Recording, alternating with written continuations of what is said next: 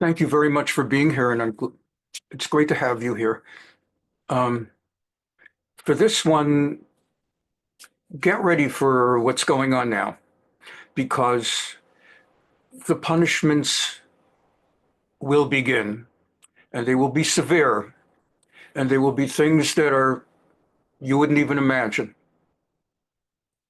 In order to get into an understanding of what's going to unfold, let me, before getting into text and commentary, give you background on some laws of sexual conduct, because that's going to be at the center of this too.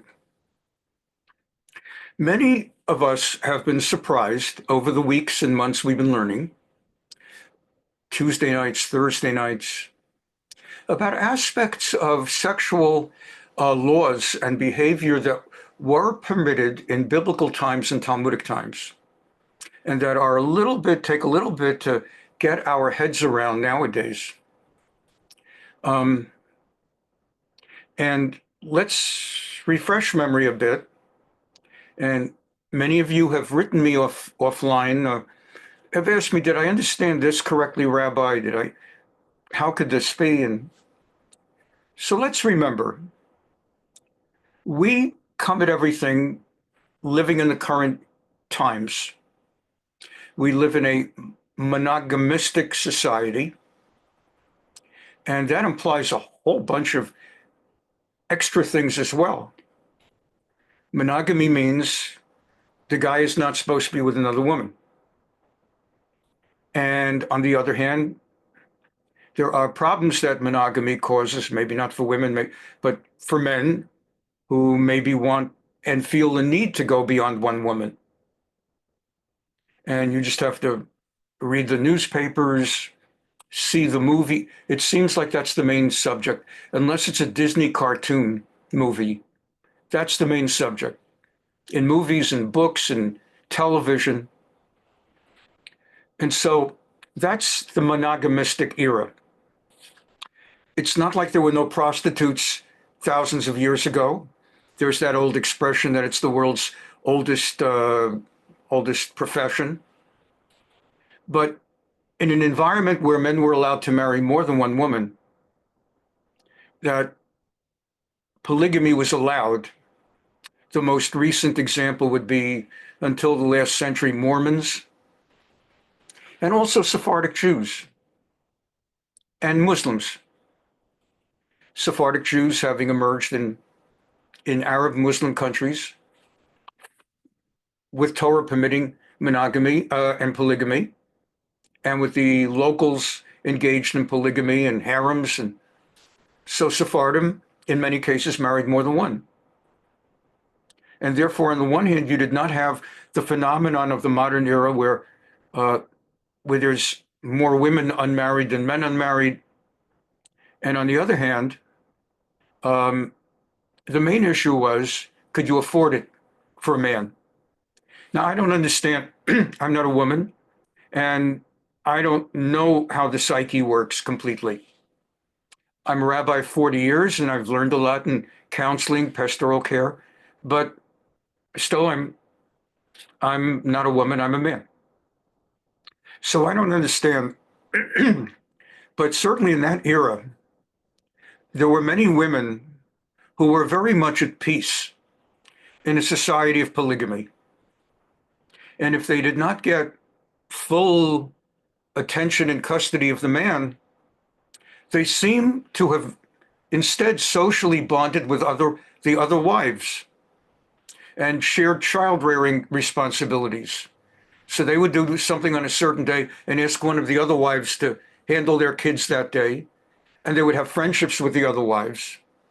And it might sound incomprehensible today, but look, among the Mormons, did the women complain? It's not widely known in other cultures that women were complaining about it. And Sephardic women, they just understood that's part of life. Were they happy? Are people in monogamistic marriages happy? So there's the cultural issue. Sexuality sexual behavior. Well, it's inconceivable today that a wife unable to bear a child would say, look, we have a housekeeper and she's been with us for 8 years, 10 years, and she's going to be with us as long as we live and she lives. She's part of the family. So husband, why don't you go sleep with her and perhaps she'll get pregnant. We could have a child.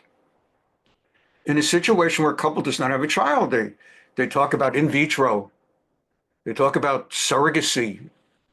They don't talk about how about our housekeeper. It's inconceivable. But that's what Sarah, Imenu, our matriarch Sarah, she said it to Abraham, and Abraham was of the highest ethics and morals. He didn't bat an eyelash, he did it. He didn't make it an ongoing love relationship thereafter. Indeed, at God's command, he eventually expelled Hagar from his home, together with the child, when Yitzchak came.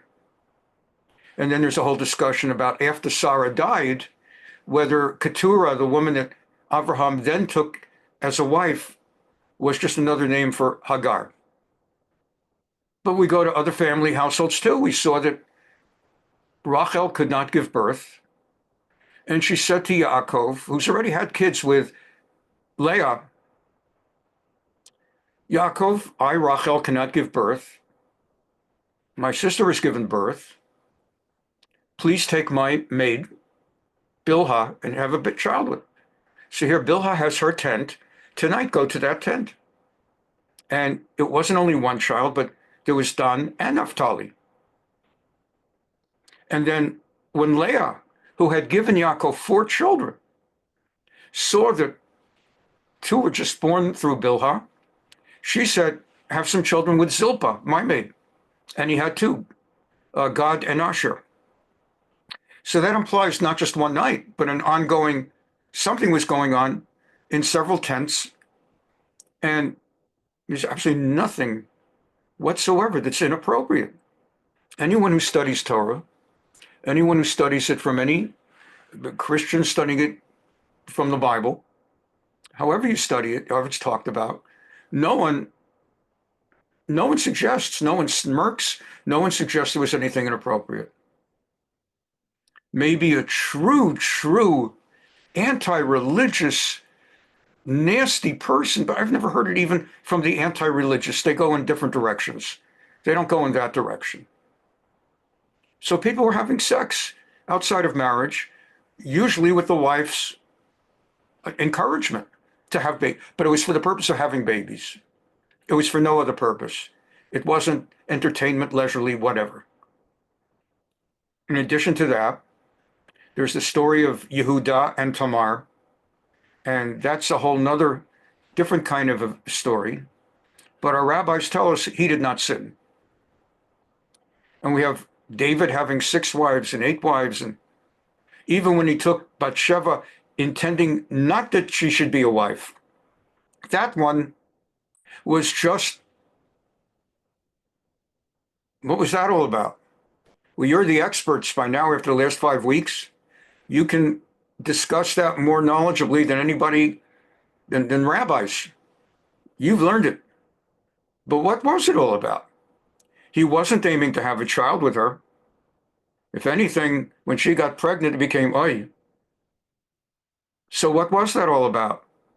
He wasn't looking to marry. Everything got crazy when she became pregnant. So there was that. And yet we learned it was not a sin, according to the rules. And then we learned about the Yafat Toar. If at wartime, a soldier sees a woman whom he believes to be just so beautiful that he just has to have her, the Torah says, at wartime, he may be physically intimate with her one time. This is a non-Jewish woman from a non-Jewish nation whom he's taken captive, and he's allowed to be intimate with her one time under the circumstances that he then cannot do it again, but must take her as his wife. He must take her, and she's required to shave her hair, just be bald, before he formalizes that he's taking her as his wife. And she's supposed to do the equivalent of sitting Shiva. She's supposed to mourn the death of her parents who died in war. And then he brings her into his life as a wife. And in a time of polygamy, not necessarily his only wife. And in a time of monogamy, his only wife. And we learned that David, in Shmuel Bet Perak Gimel, in chapter 3 of 2 Samuel, where we learned about 6 of his wives, and each one had a son. One of them, Ma'acha, Mem Ayin Chaf Hey, Ma'acha, was one of those wives. That was the Afat Torah. He got her in battle. She was the daughter of the king. So she had yichus, she had glorious lineage, and that's not necessarily what prompted him.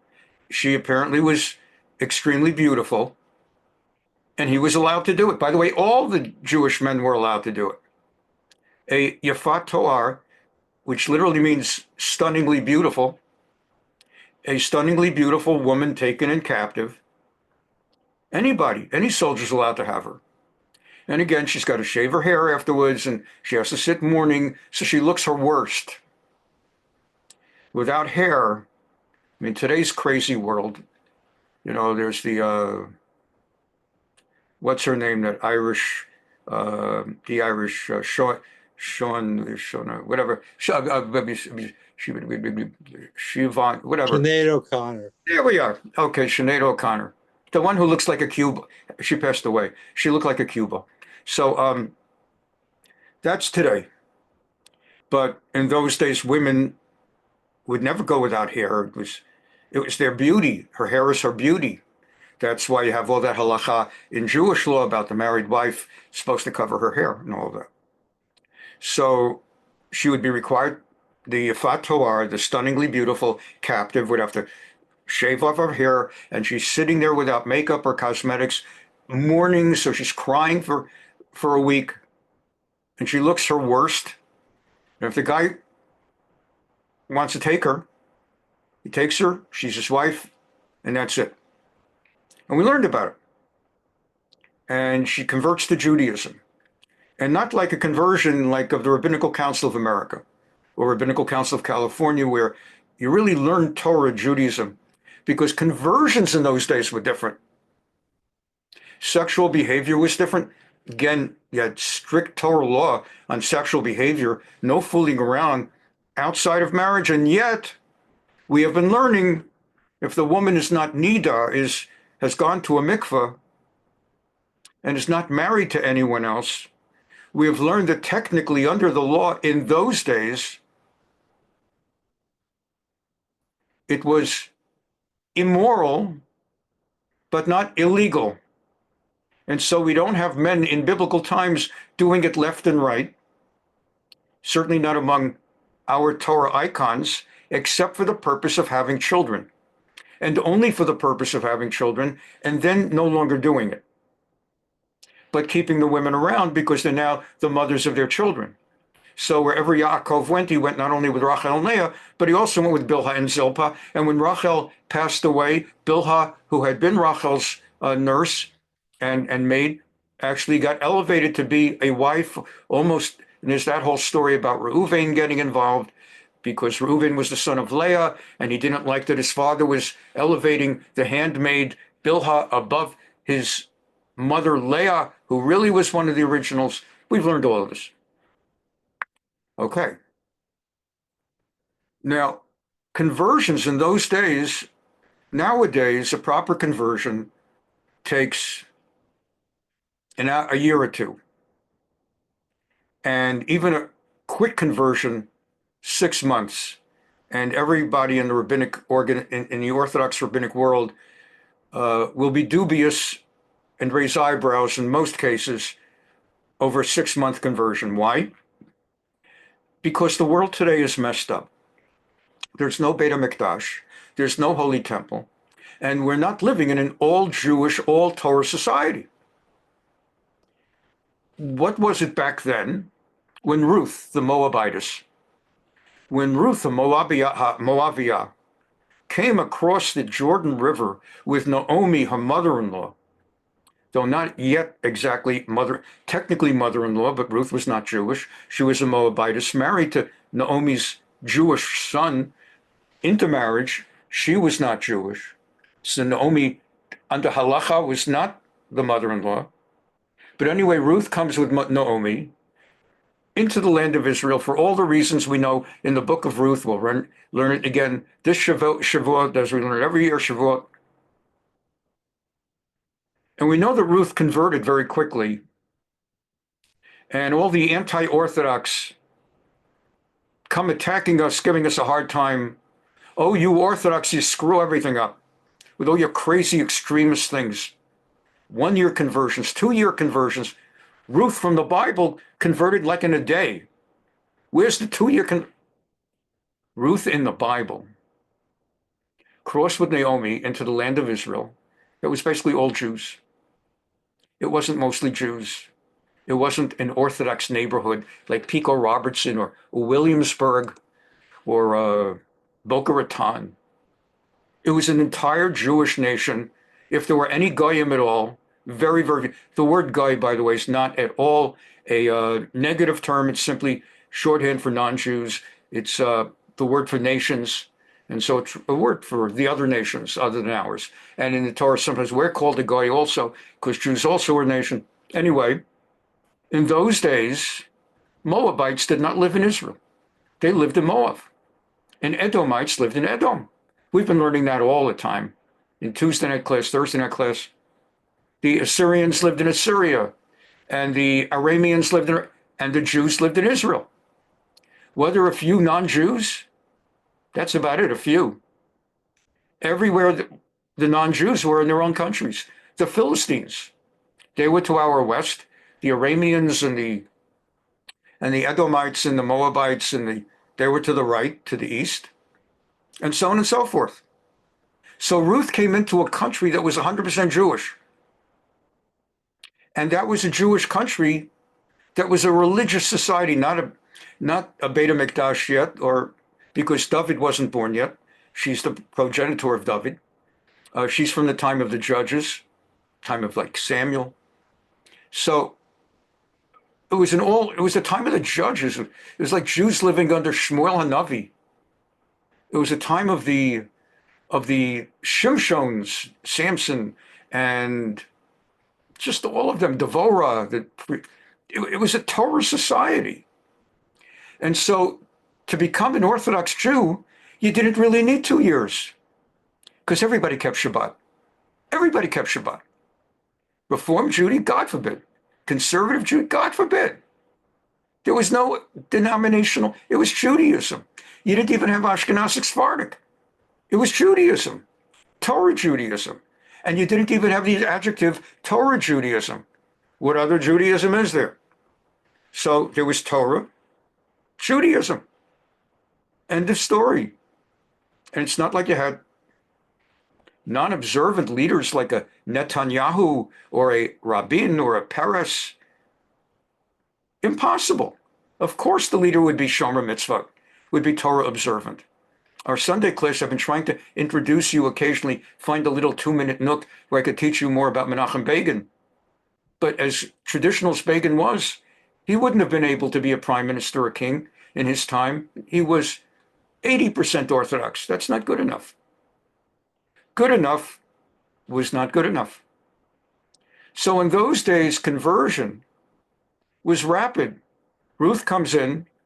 She's going to keep Shabbos because no one breaks Shabbos. And there's no electricity. She doesn't have a car. She's not going to go in a wagon in public. It's not going to happen. And everybody there, she'd be more an outcast for breaking Shabbos than for being a Moabite. So part of why Ruth could convert so fast is she had to learn the basic rules. And that's all it took. She didn't have to know enough kosher to know not to go to certain restaurants and to ask for the certification on the restaurant. Whose rabbinic certification? It's all kosher. No such thing as a non-kosher restaurant. Everything was kosher. It was a different world. Okay. So the Yifat Toar, the stunningly beautiful woman, non-Jewish, who has been taken during warfare as the spoils of war, would be made Orthodox very quickly. She would be converted very quickly. Get a bet din of 3 people, put her in a mikveh, have her answer the 3 questions. Do you believe in God? Do you believe the Torah, every word in the Torah is from God?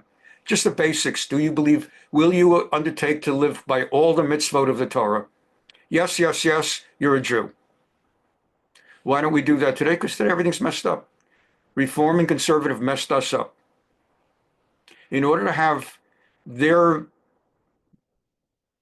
they messed up Judaism. They mixed it up, they messed it up, they almost destroyed Judaism, except for the heroic efforts of Orthodoxy to outlast them.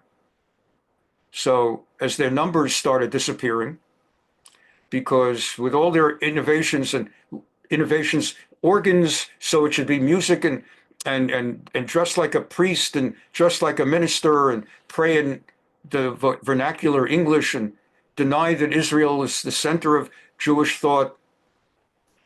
They thought that's going to bring in more people and hold them longer. Just the opposite. They started hemorrhaging what they had. Because if we don't pray in Hebrew, and we don't observe Shabbat, and we don't observe Kashrut, and we don't even centralize this, what makes us so different from Christians that we can't just be Christians and be in the majority? And so Reform, as they started falling apart, have to make more and more liberalisms in order to hold on to whatever they've got and to grab non-Jews since they don't have Jews more and more. So, for example, for 3,000 years, the definition of a Jew is you have a Jewish mother. End of story. Your mother's Jewish. Doesn't matter how Jewish, how strongly she observes, you're Jewish. Your mother has a Jewish heart and loves Israel, but she's not herself Jewish. You're not Jewish. You have to convert. Reform says, if the father is Jewish, even though the mother's not Jewish, the kid is Jewish. Changing 3,000 years and creating a big mess. Because now someone comes to me, Rabbi Fischer, we'd like to get married, would you do our wedding? I now, not only me, but every Orthodox rabbi now has to do a Sherlock Holmes investigation. You say you're Jewish, Mazel Tov. We're so excited. I'll just need to ask you a few questions, and I'll get back to you in about a week or so. I need to know your parents, what synagogue are they affiliated with? Oh, your parents don't go to shul? Your mother's mother, your maternal grandparents, what congregation were they involved with? Who was their rabbi? And there's like a lot of questions. Did your maternal grandmother ever go to a yeshiva? I can go on and on. Can I see a ketubah from your great-grandparents? Now we have to do that to find out whether they're Jewish, and half the time they're not Jewish. Half the time they come from a line where the woman's not Jewish. The mother, the grandmother, whatever, somewhere down the line was not Jewish. So here she comes, wants to get married by me. It takes 5 minutes to figure out she's not Jewish. And then the burden goes on me. How do I get them out? How do I get out of this without having more people who hate me? It's one thing to have Arabs who hate me. It's another thing to have Jews who hate me, but at least she's not Jewish. But how do you do that? And I've had plenty of these. I managed to avoid getting hated over that. I just don't go into details. I come up with an excuse. I'd love to do it. Now it's easy. For the weddings that I can do, I do, Baruch Hashem. Now it's easy. For the ones, I just had one last year. Turns out she's not Jewish. Her maternal grandmother's not Jewish. And the family members of my previous shul, the family have 3 kids, 2 girls and a son. So I did the 2 girls' weddings because the family's Jewish. That girl is Jewish. That girl was Jewish, non-religious, but they're Jewish. And the guys passed the test. This was the son. So now So I'm meeting this girl, this lady, and she's not Jewish. So now this family has been with me for 20 years. I've married two of their kids. I was at the brisses. I'm the family rabbi. I'm their go-to rabbi. And now suddenly I can't marry their son because he's marrying a guy. I dropped a lot of different hints. I wasn't getting anywhere as far as, and so now I can get out of it. Now, I was so looking to this wedding, and I had a lung transplant 2 years ago, and I'm no longer doing weddings. Oh, I'm sorry, Rabbi, we had no idea. Oh, Rabbi, can you refer me to someone? Well, I'll tell you, there's no one that does it quite like me, so I don't feel comfortable referring. But earlier in my career, how do you get out of it? Oh, I already have another wedding that date. We'll change our date. So conversions in biblical times could be done in a day or two, but now everything is a mess. So it takes a year or two. It only takes 3 months to learn the stuff. How long does it take to learn the laws of Shabbos for the average person? A rabbi, it takes a lot longer. But for the average person, how long does it take? Don't turn on the lights. Don't drive a car. Don't carry money. You can do it in one day. Certainly 6 months is enough time. How long does it take to learn about kosher? Just look for the symbol. Buy your meat at a kosher butchery, from a kosher butcher. Buy your challah at a kosher bakery, or look for a symbol on it. Just memorize the 391 symbols. OU, UO, Kuf K, K Kuf, California K, Texas K, Utah K, Hawaii K. You just takes a week to learn. Why does it take a year or two? Because now the concern is, all right, you learned the stuff. Well, it's like a conservative conversion, they learn the stuff. But will you live it the rest of your life? So in a conservative conversion, they learn the bracha. And then when they come to me 6 months later, having found out that their conservative conversion is worth nothing, so they're now needing an Orthodox conversion because she fell in love with someone who won't marry her because she has a conservative conversion. So I ask her, so what did you learn? Well, we learned the brachas. Well, that's good. That's very good. So just, if you don't mind, what's the bracha you would say if you ate an apple? Let's see, it's Baruch, Atah, Adon, Elok, is the next word Melech? Yeah, good. Ha'omer? No, Ha'olam.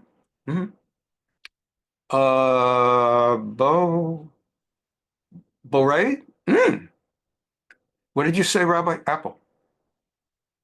I don't remember the last one. I think it's something like Borei something. I said, that's very good. Borei Priya Eitz. That's exactly a conservative conversion. That for the conversion, they teach them the bracha. 6 months later, they don't know. They didn't say a bracha. They never said a bracha again. In Orthodox conversion, when we teach the bracha, that's the least of it. We want to be sure this person will be citing that bracha for the rest of their lives. When we teach them Shabbos, it's not enough to just know one Shabbos. We need to know they'll be doing Shabbos the rest of their lives. That's why it's 2 years. For 2 years, the local rabbi is seeing them in shul every Shabbos. The local rabbi has them over once in a while to his home, and they don't know he's watching. He's watching. Are her lips moving, or his lips moving, before he eats that apple? Is he saying a bracha? Little things. You see how they're doing. You listen to them talking. Do they suddenly reach a point where they stop accidentally saying the F word and shit?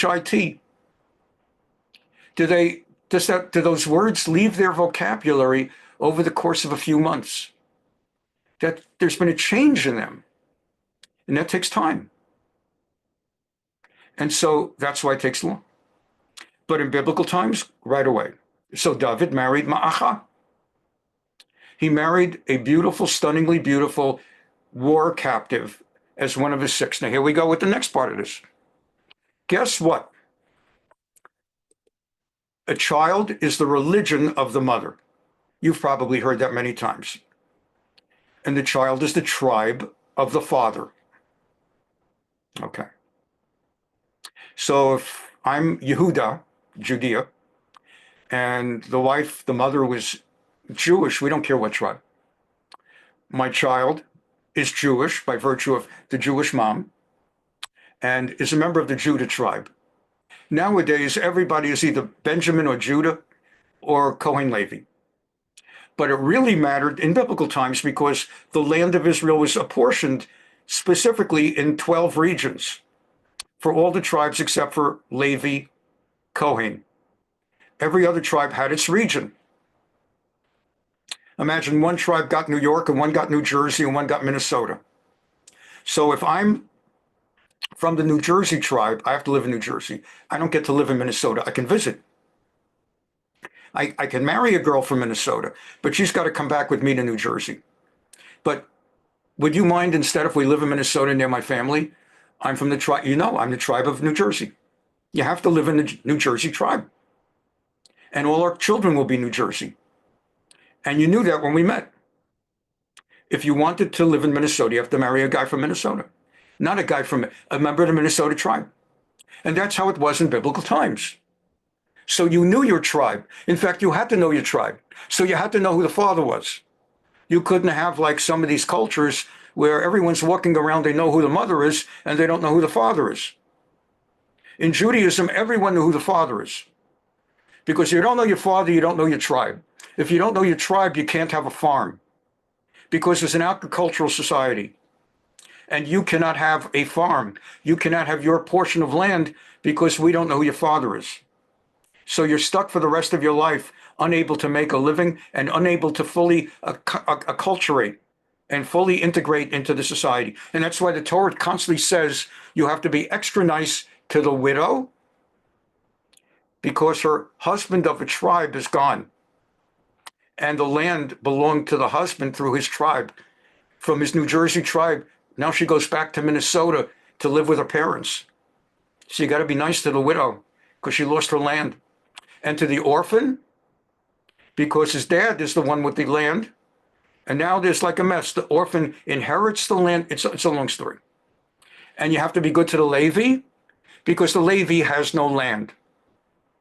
He's in Jerusalem at the Beit HaMikdash, and he's in the city of Levium, the six Arei Miklat, the 6 cities of refuge, which is for the people who have to go to the Arei Miklat, which is another story, and also is for the Levies, Levium. And you have to be nice to the ger, and you have to be special nice to the convert. Why? Because the convert also has no land. Who's got what land? The land is based on the father, the Jewish fathers, but the convert had no Jewish father. So the convert has no land. So the convert, the widow, that's why the Torah says you have to be special good to them. Okay. So the convert has no land. So this brings us to the next part of this. Without this, you can't understand tonight's class and the next few classes.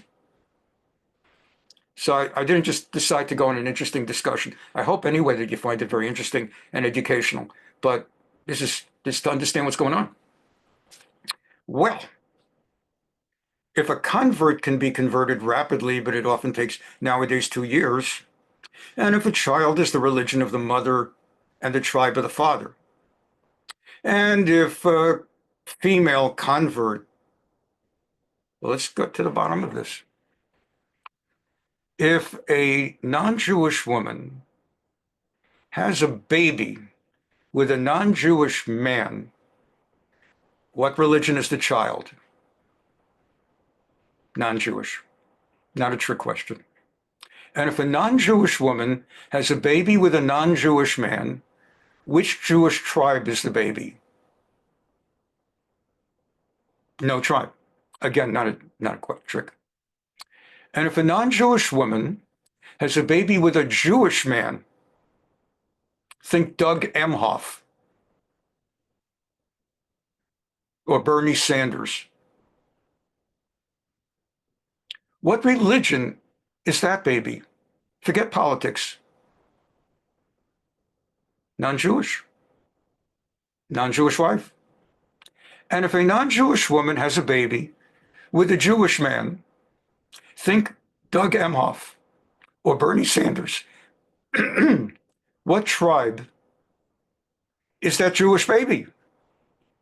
Is that non-Jewish baby? And we're not talking reform, which is a religion unto itself. Reform is farther away from real Judaism than Christian evangelicalism. Christian evangelicals are much closer to Torah Judaism than Reform Judaism. Christian evangelicals believe in God. They believe in the Bible. They believe in Genesis 12:3. And they might not be kosher and Shabbat for us, but they believe Jews should be. They take it seriously, and they respect it. Anyway, a child born to a non-Jewish woman and a Jewish man, we said the child is non-Jewish. What tribe? Let's say Doug Emhoff is from the tribe of Judah, and let's say Bernie Sanders is from the tribe of Benjamin, because the other 10 tribes are lost.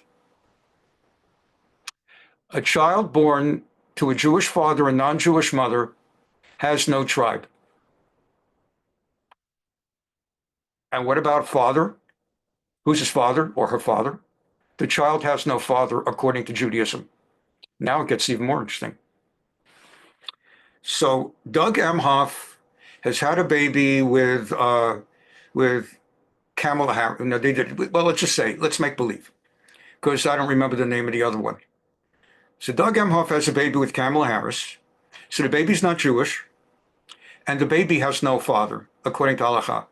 And if you instead can find me a proud Jew who super supports Israel, but married a non-Jew, it's the same. It's got nothing to do with the politics. Well, let me tell you, and this all ties in with this. Let me tell you something, and this is from my own career, because I'm a rabbi. So I learned stuff, and I've been doing it for 40 years. So the things I didn't know, little by little, I learned that too. Had a Jewish guy marrying a non-Jewish woman, and a non-Jewish woman for an Orthodox conversion. And they were with me for 2 years. We did the conversion through the Rabbinical Council of California, kosher conversion. I was the sponsoring rabbi, the mentor. So my job as the sponsoring mentor rabbi is they live in my neighborhood. They come to shul every Shabbos. We have them over. Rebbetzin Ellen Zichron Livracha and I would have them over many times for Shabbos meals. We would talk to them. We had a lady in the shul who's the official teacher, a mentoress. She would meet with them 2 hours every Shabbat and teach them stuff. And it was very, very beautiful. And we're learning a lot. And I would teach them my stuff. And they were living together because they were already married. This is not unusual. They were married. A Jewish man, or not, this is very non-unusual. It's usual. A Jewish man civilly married to a non-Jewish woman, and at some point in the course of their marriage, she decides she wants to become a real Jew. And as I say, it's very common. Maybe they're about to have a child. And now it's time, tachlis, do we want the child to be a real accepted Jew? Does it matter? And they have a talk and they decide, yeah, and then go to Reform rabbi and they go through a Reform conversion. Then they find out conservative doesn't accept it. So they get the conservative conversion. Then they find out Orthodox. They just want to know that the rabbinate in Israel will accept it. It often is not even some kind of religious revelation that brings them to me. It's rather learning that the Israeli rabbinate will not accept any conversion but Orthodox. So whatever it is, so I tell them, so that we don't force them to break up and to split for 2 years. They're married, it's asking too much. For people who think the Orthodox are just so rigid and severe and are insensitive, and they don't know us. We have a Jewish man, non-Jewish woman married for a year, 3 years, 6 months, 2 weeks. We're not going to split them up. If they're not married already, living together, they're not allowed to start living together during the conversion process. But if they're already living together, again, we don't split them up. Sometimes they already have a child or two who will end up needing a conversion together with mom. But I explained to them both, and particularly the father. Let's pick the name Dove, so I'm not possibly thought to be referring to anyone that you might know, which would not be possible because you wouldn't know. But I'll just use my own name. So I'd say, look, Dove, I just want to remind you, if you have a baby, and let's say his wife's name is I always used to use the name Olga, because like a Swedish name, I never had an Olga, but now we have two Olgas in this class, two Jewish Olgas. So let me pick the name Ellen, holy name of my wonderful previous wife. May her memory be for a blessing. So I would say to the fellow, Dove, I just want to remind you, while your Ellen is studying for conversion, even though you guys are living together, you don't want to get her pregnant till the conversion, because if she gets pregnant before the conversion, you will not be that child's father. Under civil law, you're the father. But when your son gets called up to the Torah for an aliyah, he'll be called, let's say his name is Jack. I don't think we have a Jack right now. We'll be calling him Jack Ben Ellen. We'll be calling him by the name of his converted Jewish mother, because she truly will be the mother, having popped him out of the womb. But it won't be Jack Ben Dove, because you're not the father. And everybody in the congregation is going to know. We're not going to try to embarrass you, but people are going to say, why did they call him Jack Ben Ellen? That's an unusual name. It's like a boy named Sue. And so you don't want to get her pregnant before she converts. And also, if you do, he won't have to say Kaddish for you, God forbid, if that ever comes, because you're not going to be his father. And he won't have to sit Shiva. Now, he's allowed to sit Shiva, and he's allowed to say Kaddish, but it won't have the same meaning, because it's like he's saying Kaddish for Abraham Lincoln. You're not his father. And except for one case, everybody got the memo. And one guy tells me, like a month before the conversion, they already have it in their calendar, the date of the conversion. It's in the calendar. So like they're going to leave that day open for the mikveh and the beis din. And a month before that day, he says his wife got pregnant last night. What should he do? Oh, she got pregnant. She got pregnant. Heck of a thing. She got pregnant. And it's not my job to call a person Schmendrick. Schmendrick. So the baby was born, Baruch Hashem, healthy and bris. Yes or no? Yeah. The kid was converted in the mikveh with the mother. So there's a bris. Did Yon Haben? Yeah. Came out of did it come out of a Jewish mother's womb? Or did it come out of her womb? Well, she had converted. She was impregnated before she became Jewish, but he came out of a Jewish womb. So he gets a pidyon haben. Does he get a bar mitzvah? Of course. But daddy, if he chooses to invite the stranger to the bar mitzvah, very nice. And if he guilts the stranger into paying for the bar mitzvah, very nice. But at the bar mitzvah, the stranger, I guess we would call him up for an aliyah, just like we would anybody else. But the boy will be called up, Yamod, Yamod, Yamod Jack Ben Ellen, Maftir. Now this is very important, because now we bring it all together to chapter 13. Here we go. Dav'd marries Ma'acha as one of his wives. Ma'acha is a Yafat To'ar. He marries a non-Jewish woman. She goes through a conversion. Do you remember how before, we learned it tonight, do you remember how before he marries her, she cuts off her hair and she sits Shiva? Do you remember how before that he's first had intercourse with her? Right? We said he can have intercourse with her one time as a Yafat Toar before he has to marry her. And then he's not allowed to be intimate with her again unless she shaves the hair, sits Shiva, and he decides to marry her. Dav'd HaMelech, before he was HaMelech, before he was the king, I think, maybe when he was the king, he took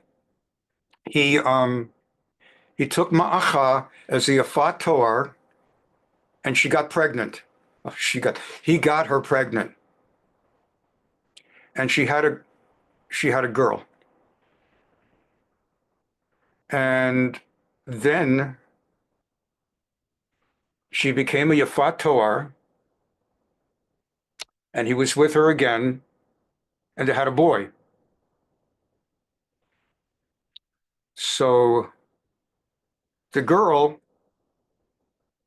is a non-Jewish girl who later went through a conversion, but is a non-Jewish girl who had no father. And her brother was born Jewish because by then his mother had converted, and he had a father. And so they were, in secular civil terms, brother and half full brother and sister. And yet, now David had additional wives, and those children each had a wife, and those children all were born Jewish. None other was a Yafat Toar.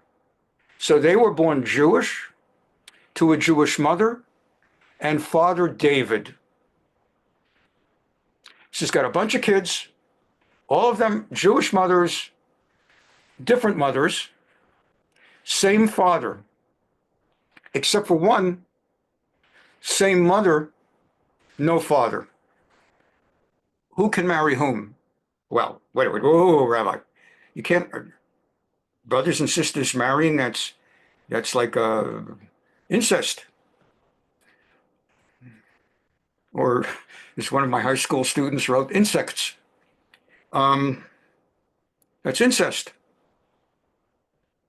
Brother and a sister. You said the first one was a sister, and then the rest, and the one who was born afterwards was a boy? Well, they're all boys. Can any of them marry that one? Well, the one who is the boy born to the same mother, to the Yafat Toar, the beautiful woman, that boy cannot marry that sister because they have the same mother. Okay? So under halakha, that's incest. They share the same mother. But technically, any of the other boys can marry that sister, can marry that girl. Under the law. Now, we've been learning with Bathsheba, with David and Bathsheba, there are such a thing as things that are technically legal, but you don't do it. But technically, every one of those boys, except for the one boy who had the same mother, every one of those boys had a mother different from that girl's mother, and every one of those boys had a father different from that girl's father. Because every one of those boys had King David as a father, and she did not have King David as a father. So if any of those boys wanted to marry her, it would be allowed under Jewish law. And under Jewish law, she's not a half sister, because she, except for the one that she is a half sister, she doesn't share the same mother, she doesn't share the same father. I hope you got all that. And if you don't, it'll be on our YouTube. But here we go. Going to learn a little bit of text now, and we're going to get into it more. But it's like Bathsheba. If you don't know this background and the technical stuff, it comes out like a whole different story. It's going to be either he's raping his sister or he's having sex with someone he's allowed to have sex with.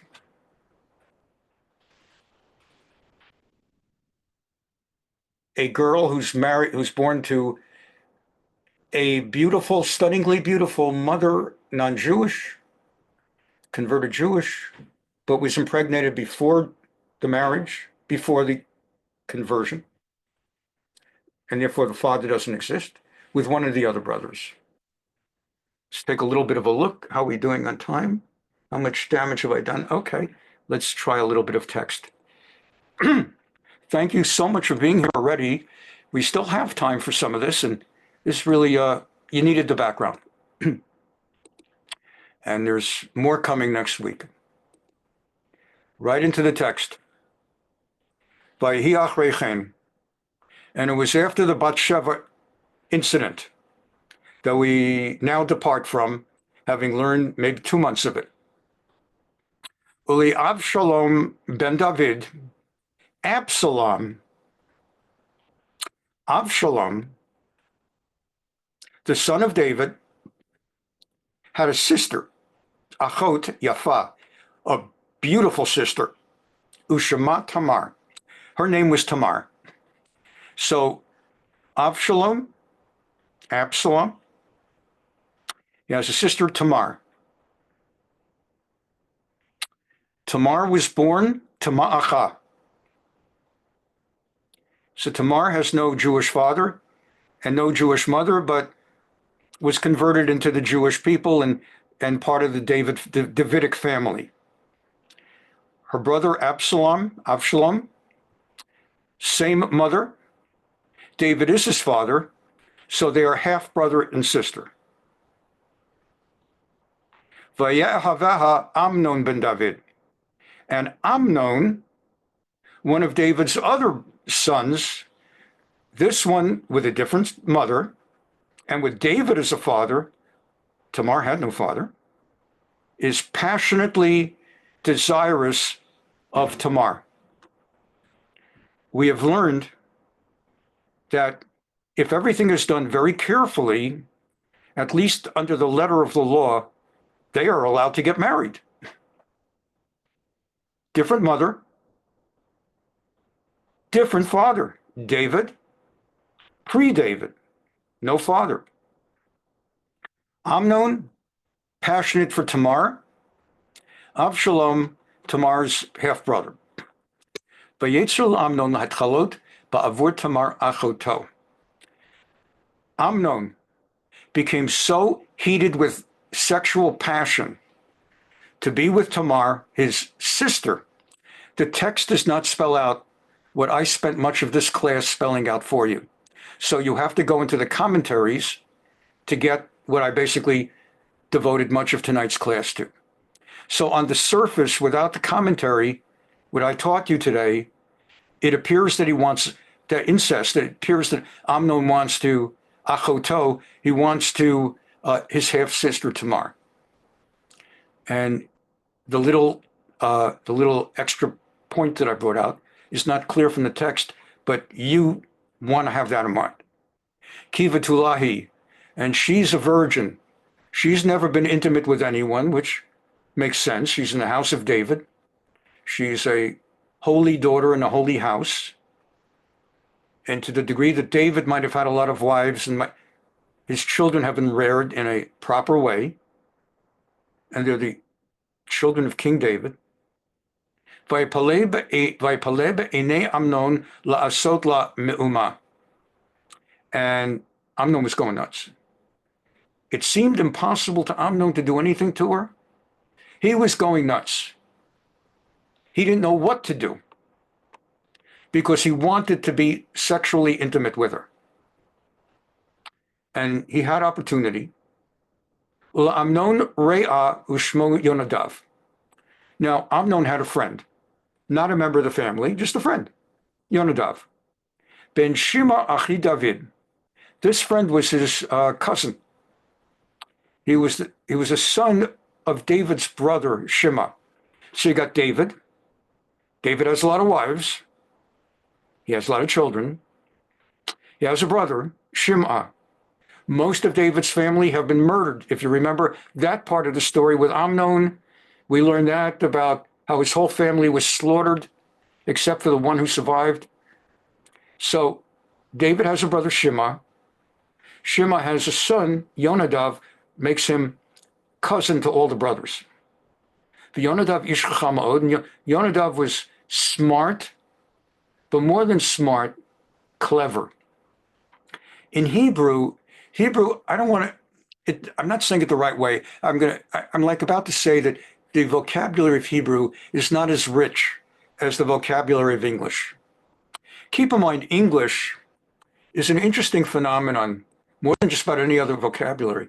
English is a construction of both Anglo-Saxon and Romantic language. We're a double language. All, like most of the European languages, French, Italian, Spanish, they all come from the same romantic languages. Not romantic in the sense of being in love, but coming from Rome. Roman. The Roman Empire is the source of French, Italian, Spanish, etc., etc. Romantic languages. And German is from the Saxon, the Anglo and Saxon. And English picked up both. That's why, for me, a writer, I love English because there's so many synonyms to make the writing more interesting. You really can find, so that if you want to write a word salad, you actually can get away with it if at least you know some words. But you can really say it. You know, one of the most important things is the passage of time, because as the hours and minutes traverse by, we find, you could do stuff with English. So here, it's important to have a sense, as it's talking about this, it says he's an ish chacham od. Chacham usually just means smart, but because of the richness of English compared to the vocabulary choices in Hebrew, it also means clever. And here we're going clever. So Yonadav is clever, and his good friend, his cousin, Amnon, is plotting. See how rich English is? Is plotting because he wants Tamar, his half-sister, but really not a half-sister.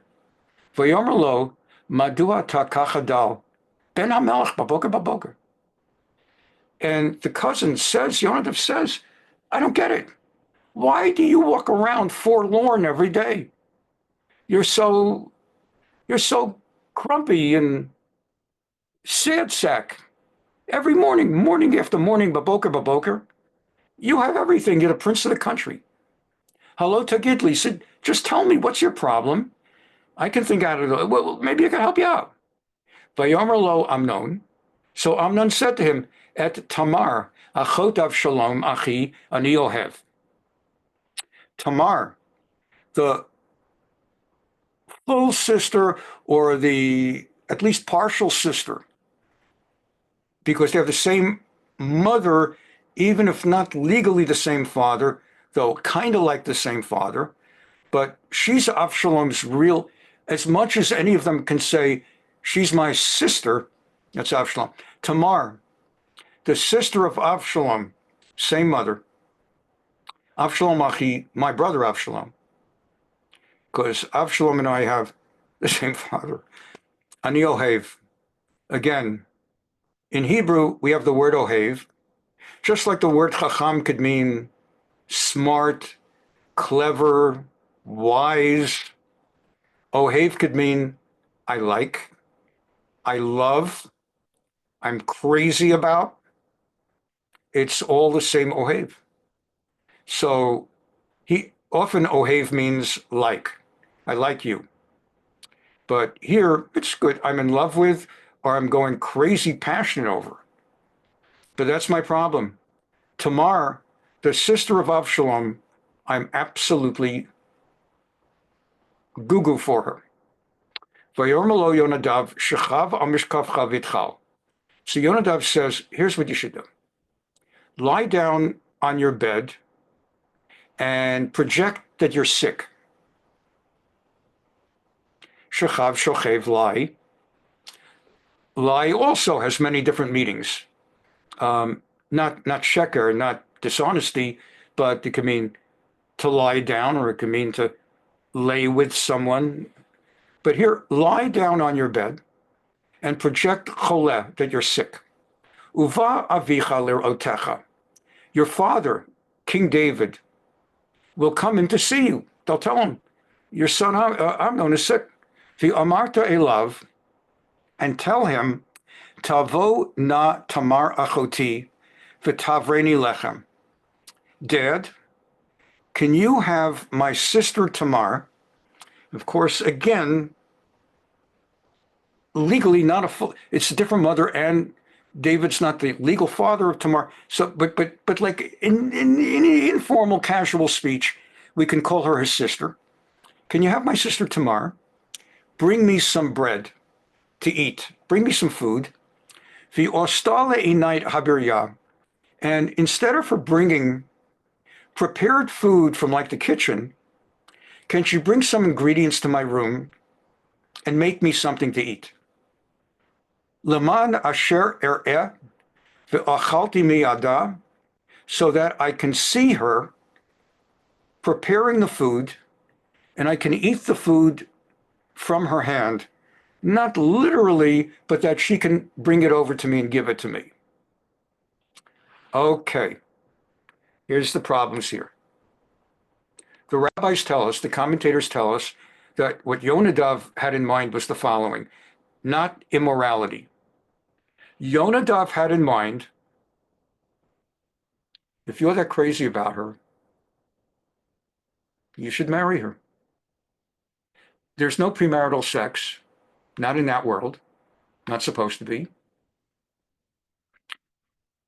And when you're that crazy about a woman, marry her.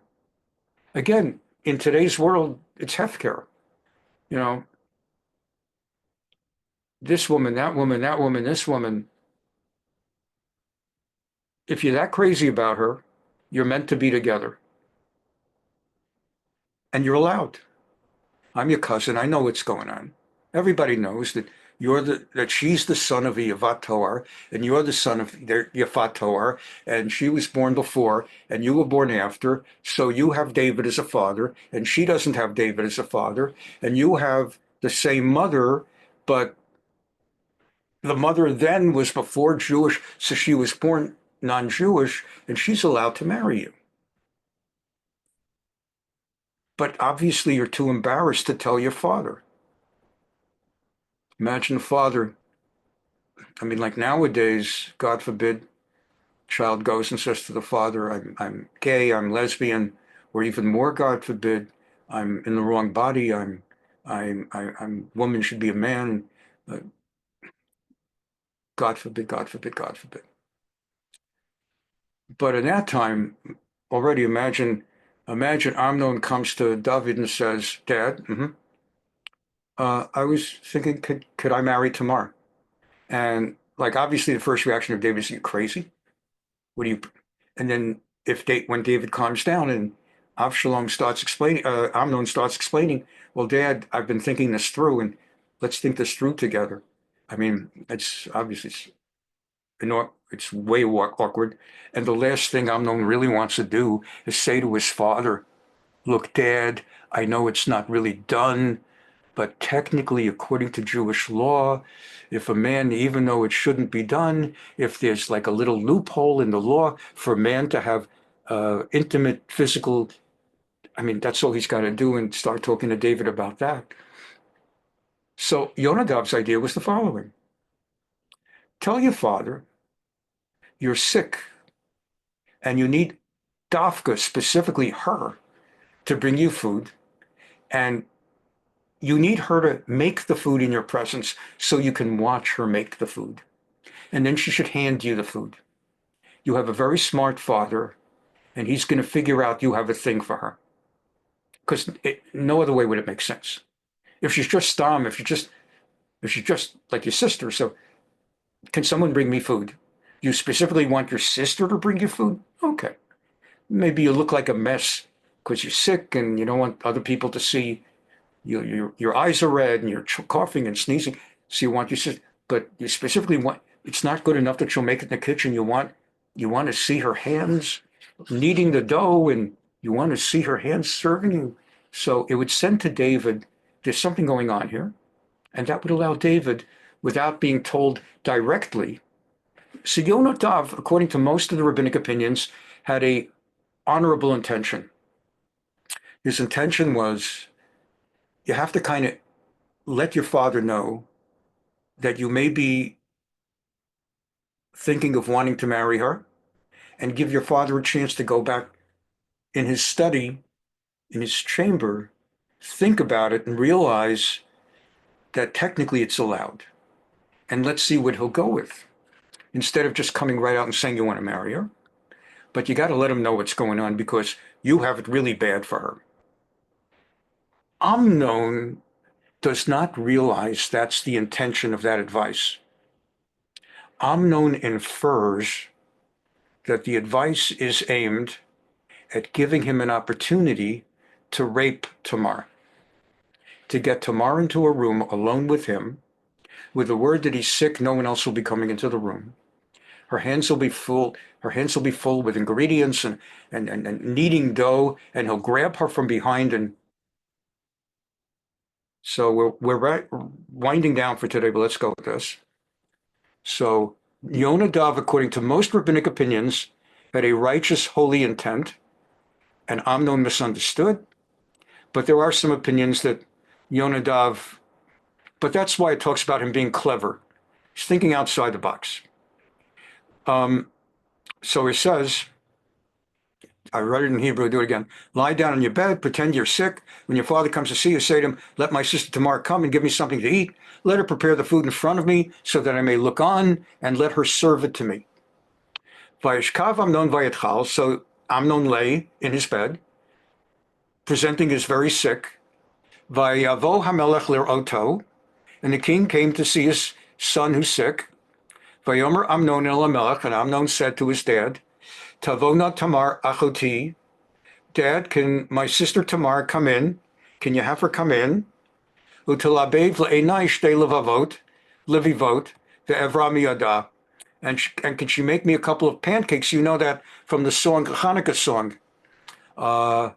Ima na na na na na na levivot chamot metucha, levivot chamot metucha, yodim atem. So anyway, maybe she can make me like some pancakes or whatever. Vayishlach Dav'd el Tamar abayta lemor. So David said, sure. Tamar, l'china beit Amnon achicha v'aselo abirya. Do you mind, can you go to your brother Amnon and can you make him something to eat? He's sick. Vatelech Tamar beit Amnon achiha. And Tamar walks into the home of Amnon, I guess, as a son of a king. Maybe they each had their own house. Or v'hu shochev, and he's lying in bed. And she takes the dough and starts kneading the dough and starts preparing it into cakes. And she starts making the cakes. And she took the pan. I want to finish up now because of time. She took the pan and set out the cakes. But Amnon refused to eat, ordered everyone who still was in the room get out. After everyone had withdrawn, Amnon said to Tamar, bring the food inside and feed me. And yeah, we'll stop here. Cliffhangers are always the best. We'll continue, God willing, next week. Also, I look forward to seeing you on Thursday. And please have a wonderful week. I know, Janet, you have your hand up, but we're a little bit over. I'm going to stop now. We'll try to get to your question next time. And again, have a wonderful week. If you're watching on YouTube, please subscribe to our channel, give us a like, pass along the link, and see you next time. Bye-bye.